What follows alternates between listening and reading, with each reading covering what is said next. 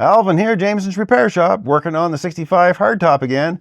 Well, what's going on here today? Well, I have a upper steering column bearing bushing insulator gone. So in these columns, there's an upper bearing, and there's around that bearing, there's like a rubber bushing that goes, it's like an insulator. I guess it keeps the vibration down through the wheel. And they deteriorate over time and fall apart, and they just come apart. And then you'll get this play. Generally, the bearing itself is fine. We'll probably re-grease it just to make sure it has a little lube.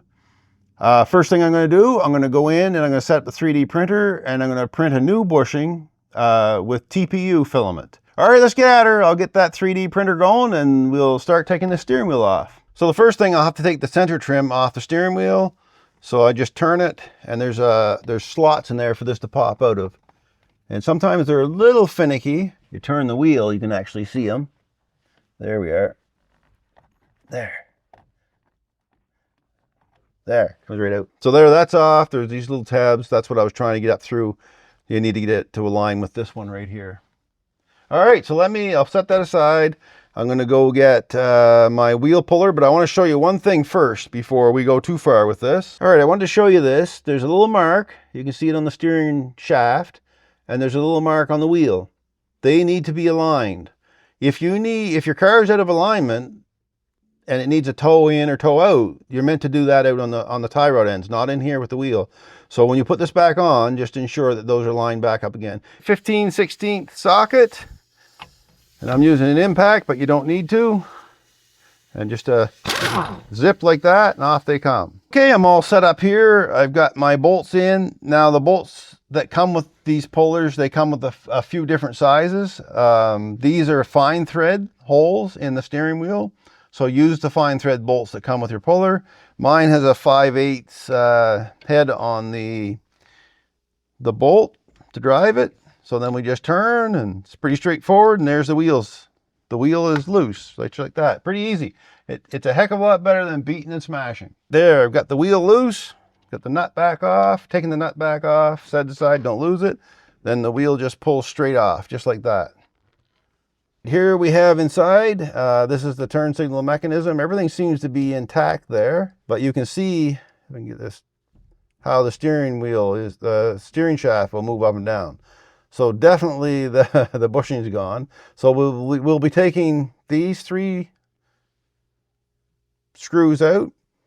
I have to take the stock off the steering column, but this plastic apparatus has to pull up and over the shaft. So I'm going to have to loosen the wires that go down behind there so I can pull it up through. And that's a little bit of a challenge, getting those pulled up enough, but I'm sure we can do it. The seat's easy to out, 4 9/16 from the bottom. Good thing I took it out because it really needs a cleaning in here. Lots of cleaning. Anyway, so where I'm going now is up under the dash. Brake pedal right there, so straight up to the column. And there's a strain relief. Where are we? Strain relief right there that has to come off. These are 5/16. There's a strain relief right there that has to come off. And there's one there with that ground on it. Remember to put the ground back on. All right, I got the strain reliefs off, and I pulled this down some. So now I'm going to take the stock off the turn signal. If yours is in there tight, you may have to put a little wrench on there. There's little flats. And now we have to take these 3 screws out. Don't lose them, of course, like all the rest of it. Hang on to them. Now these old turn signal mechanisms can be brittle, so just be careful around them. If you break this, you're taking that whole harness out to replace it, so you want to be very gentle around here. And there's this collar that goes over, and this gives us a good view of the bushing that's in there. If you go in there with a flat screwdriver right behind the stock like that, it'll push that forward gently. Gently, guys. I can't stress that enough at this point in time.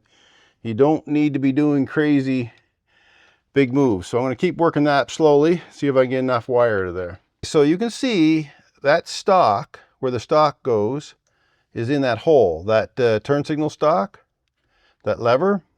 So you need to get that up out of that hole, and then you can gently, again, very gently work it. Now this is where I'm going to probably have to put my hose clamp or hose pliers on to get a little bit more out of it. So I need to get this over top of the steering column, and there's a long ways to go yet. There's a lot of dirt in there. But you can see down in there, that's the part that breaks. There's the bearing, and there's supposed to be a bushing around that. Like that. So what I'm trying to do is grab, and I've been doing it, I'm grabbing that harness, that black casing, and I'm just giving it a light, just prying it up slowly. Hopefully that's coming out okay. So I'm bringing that up out of the column, and I'm trying to get enough. There we are. That's a good bite. So bite on the casing, not the wires. There we go. And I loosened it up down below pretty good, so there's some room for it to pull. All right, I think that might be enough. Let's have a look. I think so. Yeah, I can get that column out there now. There we go. We'll just kind of leave that. Don't yank on it too much. And there's what I was grabbing right down in there. Perfect. So as you can see, my inner fenders are out. Now you can go ahead and take yours out, but they do become quite problematic trying to get some of those bolts out. So what I'm going to do is I'm going to show you that I can do it from the top. So let's go up there.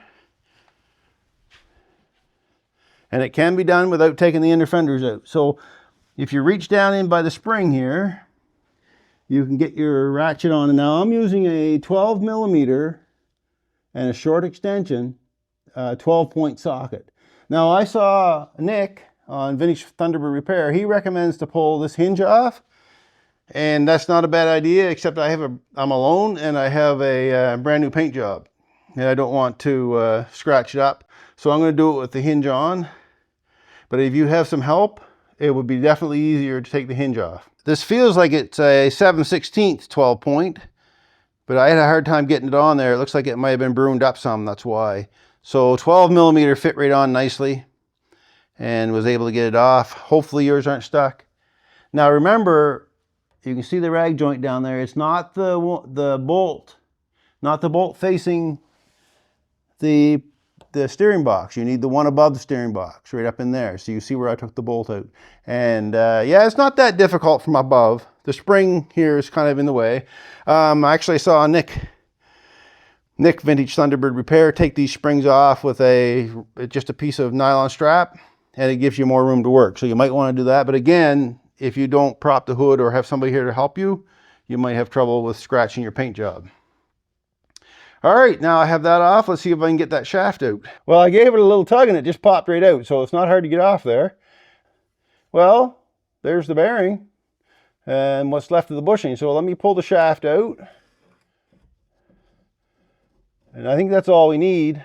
So there's the old bushing there.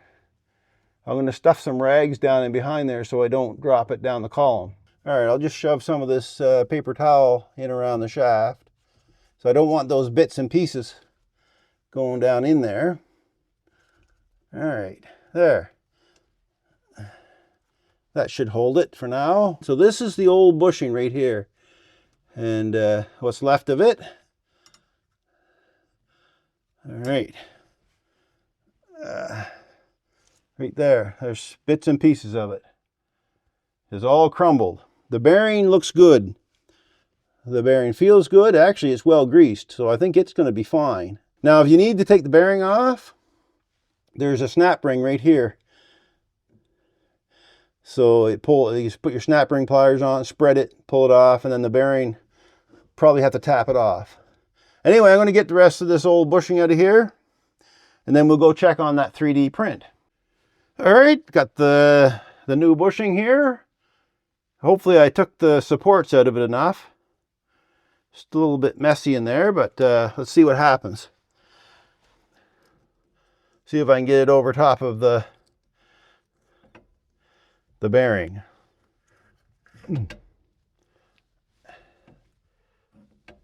There she goes. So this is TPU, like I said, if you're going to print one yourself, design it and print it.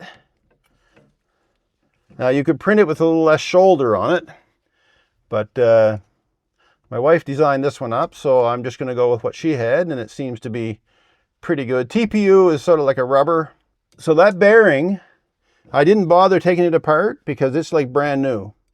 And if you're going to have one of these, you're probably, if your bearing's gone, well, you're going to be in there anyway, so just check the part number then. I don't have a part number for it. I'm pretty sure they're readily available because they use that bearing in a lot of different Ford cars. So there we go. It's like putting a tire on. There it goes. I think we got her. There, she's on there. All right. Now, this is where I'm going to have to get my wife to give me a hand to get it back down in there. Get that back on that rag joint. All right, I got her back together. Well, not back together. This still needs to go on. Don't forget, this has to go behind this plate. However, I just wanted to show that this will be a good tight fit in here. I got Beverly to help me. She turned this a tiny bit while I was guiding it on the rag joint, the other end of the shaft, and it slipped right in place. Well, there it is. She's back together. The 3D print was a tiny bit thick on the sidewalls. So next time I do it, I'll make it a little thinner, but it's going to work. I got the turn level back together. I cleaned the contacts with some just some sensor cleaner. Got in there and cleaned it up some.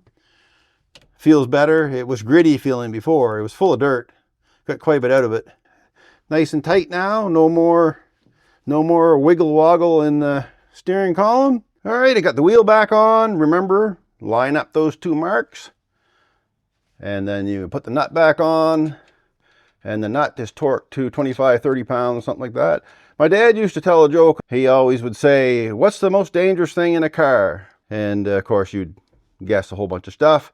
And then he'd say, no, it's the nut holding the wheel. I don't know about that.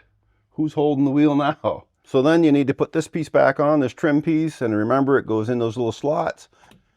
And so I'm not gonna, there it goes. And then you turn it till it fits down nicely. So just be careful, don't yank on those when you're getting them off, because you'll pull that out of the foam and ruin it. You'll have to fix it then. All right, so that's how you do it. Now this isn't all put together on my car because I'll be doing some work under the dash. I have to clean the floor up and I need to put the seat back in, and so I'm just going to leave the wheel off for now. Anyway, thanks for watching everyone, and hopefully this was helpful to someone that has never changed this upper bushing in a steering column on a Thunderbird.